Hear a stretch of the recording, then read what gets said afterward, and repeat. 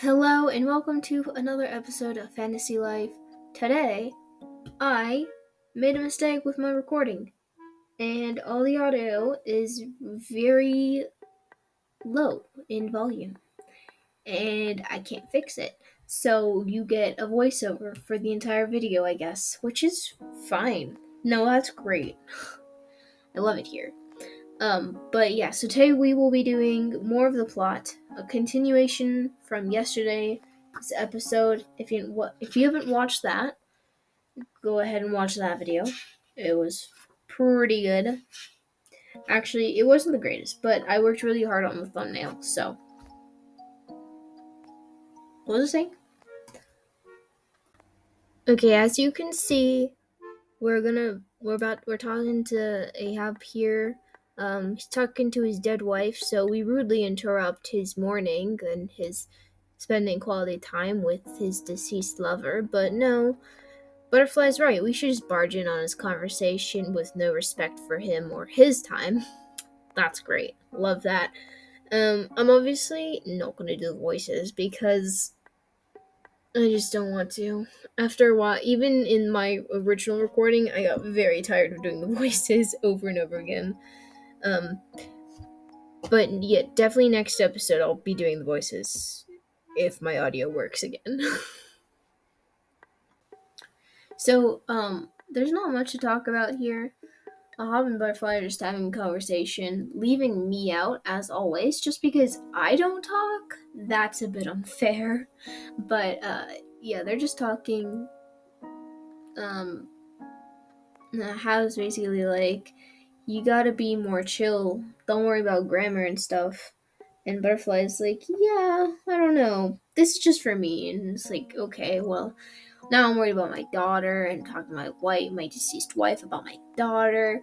And Butterfly's like, you know what? Your daughter is so lucky to have a father who responds back. And he's like, wow, you got really passionate about that.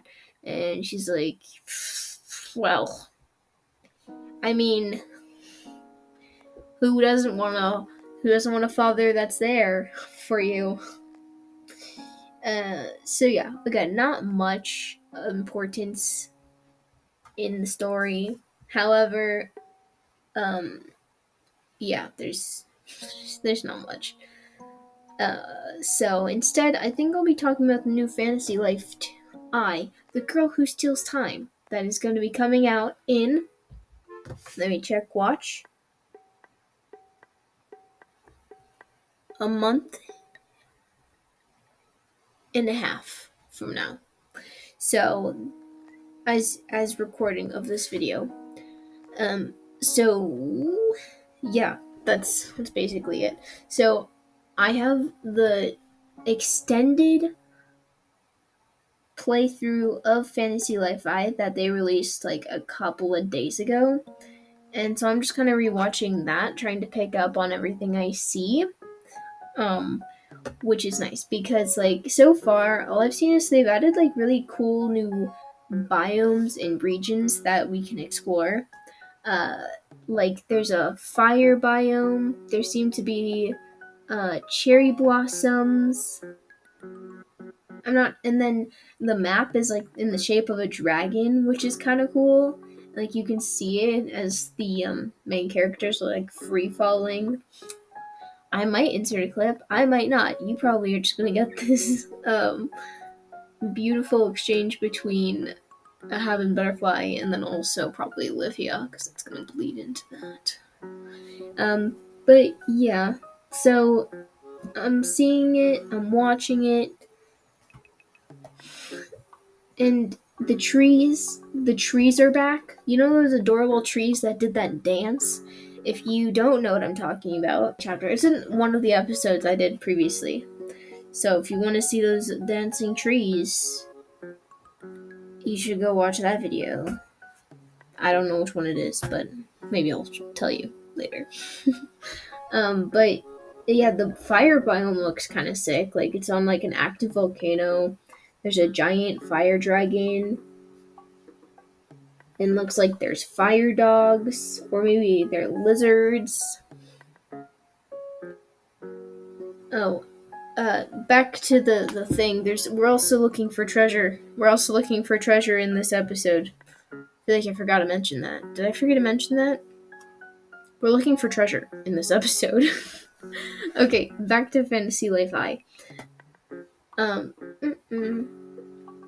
So once they land, there's like these towers seen in the distance, and I'm curious, honestly, about what you do if you're like an artisan class. Like obviously in this game you get a dagger if you're an artisan class. Like if you're a tailor you get a dagger, and you or like a chef you get a dagger, and that's the weapon you choose.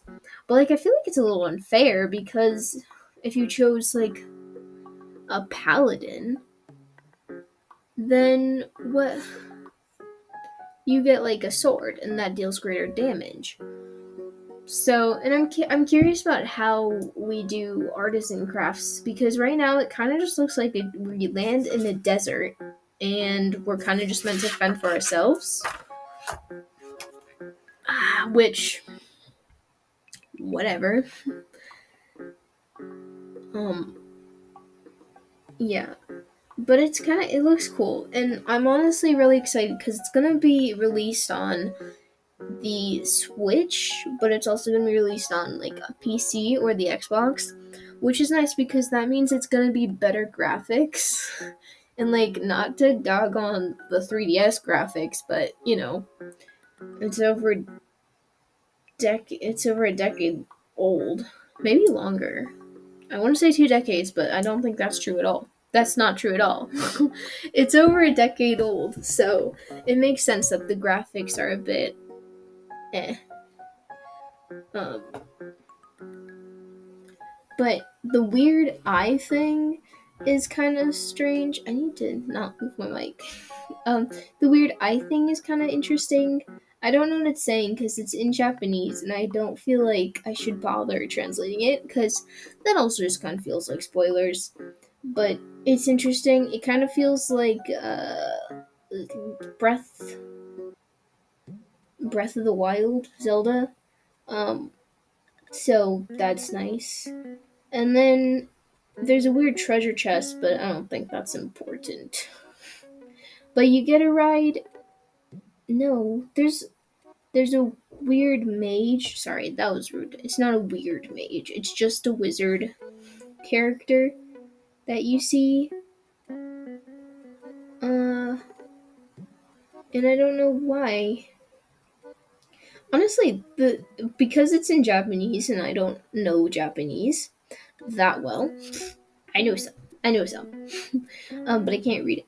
So it's kind of weird because there's so much happening in this episode, in this like 17-minute video they released, but I don't understand what's happening. But that's okay too. And then you get to ride a camel. So that's from like this bear guy. And part of me thinks this bear guy was introduced in the original game. I'll have to check that. And if you're wondering what's happening in the whatever is going on in the game, so I basically had to fight a bunch of mean-looking sharks, and then destroy a doomstone to get into the treasure area. And if you've played this game, you know that you actually have to wait for nightfall to find the treasure. So I also did that eventually. I mean, I already remembered I had to do that, but like I did it. Yeah. So that's what I was doing. But back to the, what do you call it? The video.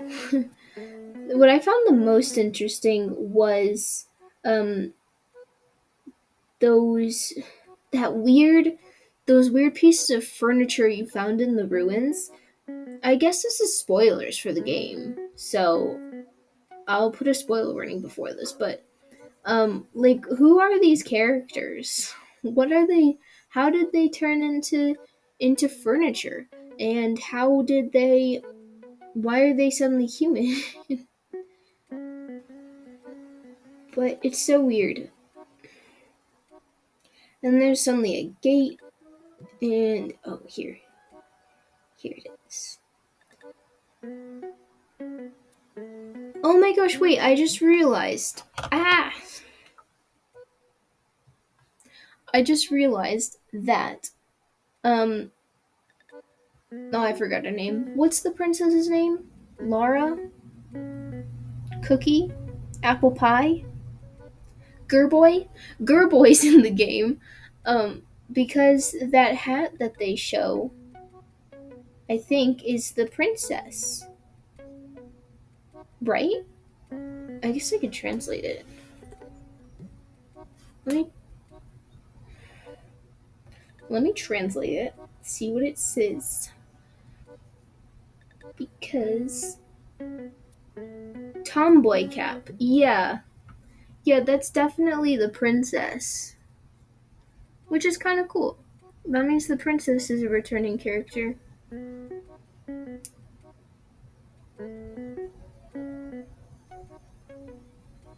She even looks like the princess. I mean, she has the pink hair, the blue eyes. I would be. Wait. What does that say? What does that say?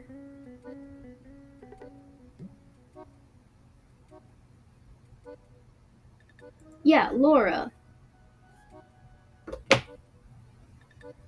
Is that her name? I'm pretty sure that's the princess's name. Yeah, so Laura's gonna be in it. And there's a few more returning characters. Like there was it was like not a hunter. It was a miner. Who is the miner uh the miner guy? The miner life master. He's in the game too, and so is the angler that was also in the game, in the original game. So it's kind of interesting to see like the returning characters. I don't know if all of the characters will return, but I feel like a lot of them will. I just don't know which ones. So, in the game now, I've basically waited till nightfall, like you do, to find lunaires shining upon the treasure that awaits me and Olivia and Butterfly, I guess. So, yeah, if you never played this game before, that's how you find the treasure. Um, but there's also a secret code, and I'm not going to tell you the code, but if you can figure it out before they tell you what the code is, bonus points to you. Um, they talk about like a monster with seven heads. I don't really see how that's important. Like you could have just said seven rules, but no, you said seven heads. So I don't know. Um, yeah, but it's this is a really cute plot line in the story, especially just like finding ways to connect with um, your parents and like even if they're no longer with you, it's kind of a touching story. And I hope they have similar plot lines in Fantasy Life I don't know if they will, but if they do, that's cute too cuz I'm sure they will. Like you have the characters Rem and Renault who are brother and sister, so you're going to have some family dynamic with that. I don't know. I'm not a game designer. I'm barely a game player. Um Uh, Back to the story again. Butterfly's kind of been really not dumb. I'm not gonna say dumb or slow, but some of her lines in like I've noticed in this chapter have felt very much like a person not even gentle parenting, because I feel like gentle parenting, you know what you want your child to do, but it felt like Dora the Explorer. It's like, what are we gonna do now? Where's the river? And like the river's right behind you. So it was kind of annoying to play this and just notice that Butterfly seemed very incompetent, and like I get it. I think her character is supposed to be more of like a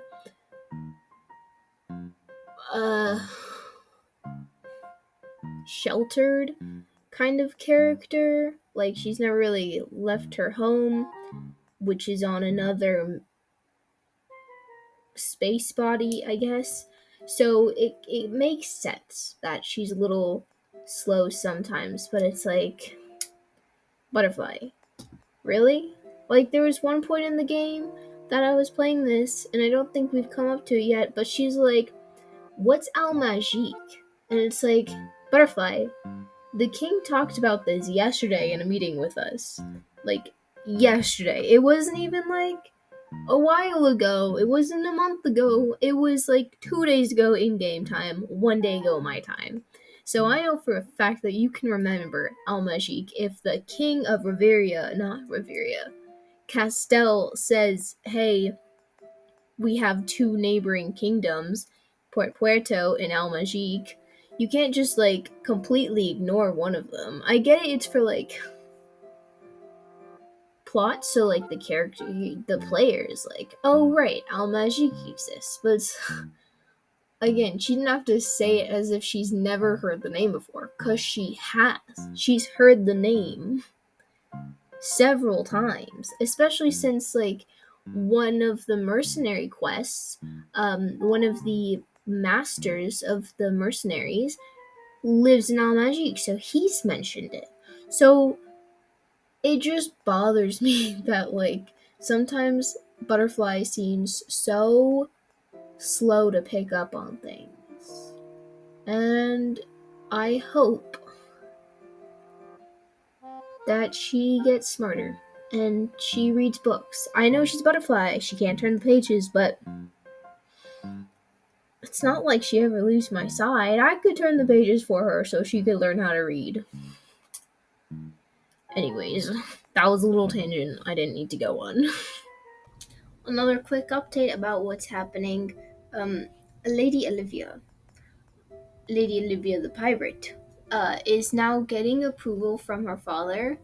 And they go to Elise's lighthouse, Elise being the mother of Lady Olivia. And they talk about it, and they have like a real heart to heart. And I just think it's a really cute moment between the father and daughter. It's weird how many witnesses there are, because there's four other people in the room who aren't Lady Olivia and her father. I mean, Andy's there too. And I feel bad for Andy because he feels so left out of the conversation. Because, I don't know, Lady Olivia has been like the trouble child. So she's like, her mother and her father go out to the lighthouse to talk about Olivia's future and what she's going to become. And I don't know if they've neglected Andy or if they've just been like, no, that's an easy child. We don't have to worry about Andy. And I think that's a really sad way to parent, just like neglecting one of your children. Like obviously he's not neglected, dude, but he is kind of a party child. I feel like him rebelling by partying is kind of subtly hinted at by the amount of times he suggests throwing like a year-long party, or like, sorry, let's throw a party for these people. How long do you want the party? It's like he called it a 20-day party, but it's like 100. No, not 100 days. It's a full year. It's just a full year of partying. And it's like he gives off middle child energy. Makes me think of like Gabe Duncan from Good Luck Charlie, who after having two more younger siblings was kind of just forgotten about. It's like, oh, okay. But back to Olivia and her father. It's a real cute thing. I think it's funny though that they go to a lighthouse to talk about, sorry, not talk, to like argue about their problems. And then the attendant guy is just like, I had to fix so many wall patches because these two would not stop fighting about Olivia's future. And I'm just like, wow, that's insane. I mean, it's kind of cute that they didn't fight in front of their children, but at the same time, like, huh, huh. Anyways, so we're finally getting to the point where we find out that Olivia's mom has decided to respect Olivia's decisions by setting up that like treasure hunt basically for her. If she found the notebook, then she's worthy of being a pirate. I would argue that I found the treasure, and she kind of just tagged along with me, so maybe I should be a pirate. That's still coming into question. I think I'm more worthy of being a pirate, but I won't tell her that. But what was I saying? If you don't know what the clue was, or the riddle as they called it, you're about to find out. But it is basically the first letter, the first word of every pirate rule is her mother just telling her that, yep, you're accepted into the piratehood. And it's just a really cute scene because Olivia's like, oh my gosh, I thought my mother would disapprove forever, especially now that, she's gone forever. But she actually is always looking down on me and letting me know that it's okay for me to follow my goals and dreams. And I think that's a really cute message. What else? And I think it's also cute because we then later find out that the pirates are also like kind of in on the whole, we don't want Olivia to be a pirate just because Olivia's mother had been so well respected within that community. So they're like, if Elise doesn't want her daughter to be a pirate, then we're not gonna let her be a pirate. And then once they found out had given her approval, even after like she had passed away, they're like, okay, Captain, my captain, you are now like the best. We would lay down our lives for you. And then her father is just like, no, you better be tough on her. She doesn't. She needs to be taught how to be a good pirate. Do not go easy on her. If I see you going easy on her, guess who's walking the plank into shark-infested waters that have been starved for 5 days. Actually, would they be dead by then? One day. Have been starved for one day. That means they're hungry. Actually, how long do sharks need to? How long can sharks go without eating? That's not important, but I'm gonna look it up anyways. Uh, but yeah, if you like this video, let me know down in the comments. It's not over yet because we still have a bit more time before, because we have to report back to the king first.